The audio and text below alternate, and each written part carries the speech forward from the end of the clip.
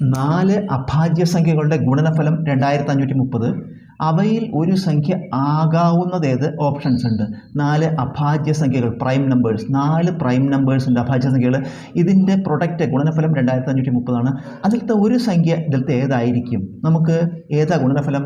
2530. ഇതിനെ prime factorisation ചെയ്യുക, അതായത് അഭാജ്യ ഘടകങ്ങളായി പിരിച്ചെഴുതുക. നമുക്ക് അഭാജ്യ സംഖ്യകൾ കൊണ്ട് മാത്രം ഹരിക്കുക. 2 കൊണ്ട് ഹരിക്കുക, 1 2 5 2 4 ശിഷ്ടം 1 13 6 2 12 ശിഷ്ടം 1 10 2 10. ഇനി നമുക്ക് 5 കൊണ്ട് ഹരിക്കാം. 12 5 10 ശിഷ്ടം 2 26 5 25 ശിഷ്ടം 1 15 5 15.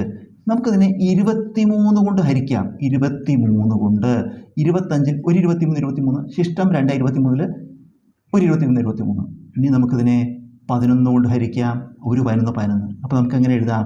2 × 5 × 23 × 11 എന്ന് എഴുതാം. അതായത് ഇതാണ് ആ 4 സംഖ്യകൾ.